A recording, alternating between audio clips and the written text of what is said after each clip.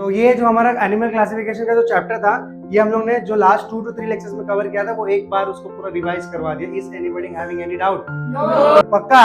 Yes. अरे जोर से बोलो।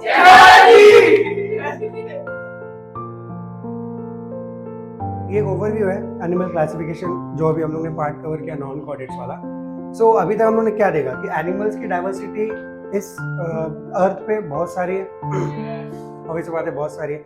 तो हम लोग ने क्या बोला कि जैसे कि इतने सारे एनिमल्स हैं, तो क्या सबको इंडिविजुअली पढ़ना पॉसिबल है? सो उसके लिए क्या किया गया? क्लासिफिकेशन। क्लासिफिकेशन का डेफिनेशन क्या है?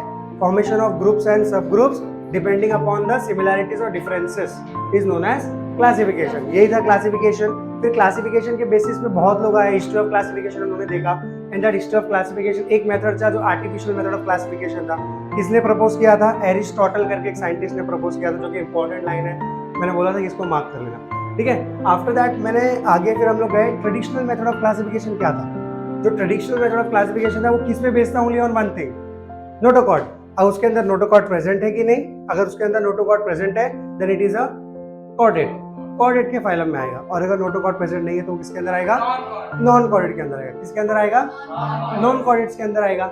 आफ्टर दैट फिर हम लोगों ने क्या देखा कि अगर कॉर्डेट है तो उसके अंदर फर्स्ट थिंग तो क्या प्रेजेंट होना जरूरी है? नोटोकॉर्ड प्रेजेंट होना जरूरी है। सेकंड, फेरेंगिल्स होंगे कि नहीं होंगे? पहली बात, जो कॉर्डेट्स है उसके अंदर फेरेंगिल्स प्रेजेंट होंगे या फिर लंग्स प्रेजेंट होंगे for respiration. But what if it is non chordate? तो क्या उसके अंदर फेरेंगिल्स और लंग्स प्रेजेंट होंगे क्या? नहीं प्रेजेंट होंगे। नर्व प्रेजेंट होगा तो डॉर्सल वेंट्रल प्रेजेंट होगा, और अगर हार्ट प्रेजेंट होगा तो वो वेंट्रल। वो हमने पॉइंट्स देखे थे। ये था ट्रेडिशनल मेथड ऑफ क्लासिफिकेशन, जो phylum chordate and non chordate के बेसिस पे क्लासिफिकेशन कर दिया गया था। फिर आया क्या? मॉडर्न वे ऑफ क्लासिफिकेशन, जिसमें 5 चीजें कंसीडर हुई थी। First was grades of organisation, first was grades of. Second क्या देखा था हम लोगों ने? Body symmetry. क्या देखा था?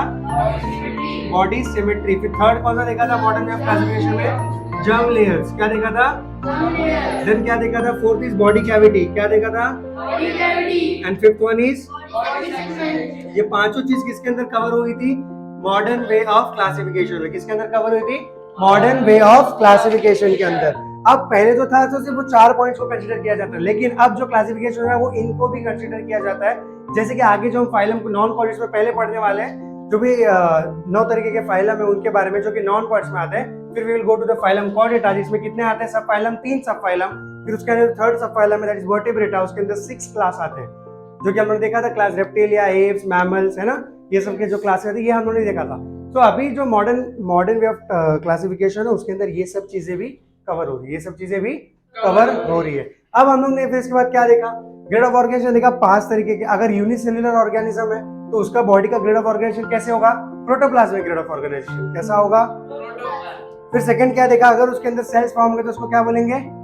Cellular grade of organisation. अगर सेल से क्या बन गया? टिश्यू फॉर्म होगा उसके बॉडीज में, तो हम उसको क्या बोलेंगे? Cellular tissue grade of organisation, cell tissue grade of organisation. And third, tissue से क्या बन गया? ऑर्गन, तो यानी कि उसके बॉडी के अंदर फिर क्या हो गया? टिश्यू, टिश्यू से ऑर्गन बन गया, then tissue organ grade of organisation.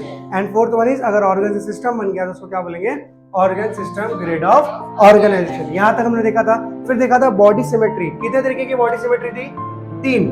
First is asymmetrical symmetry, very good. Third is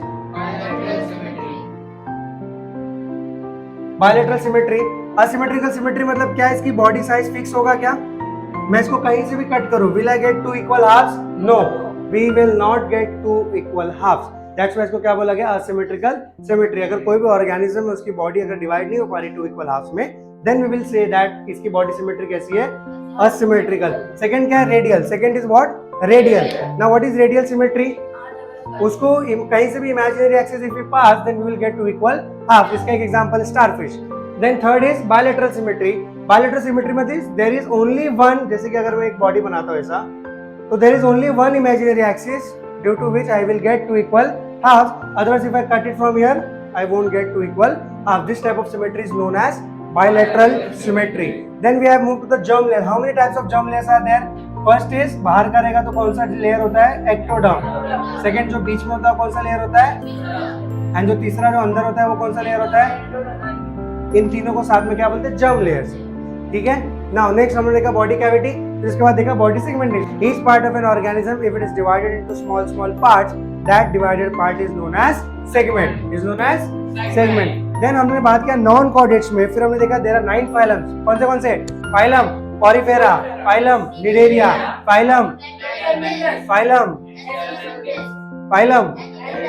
phylum Arthropoda, phylum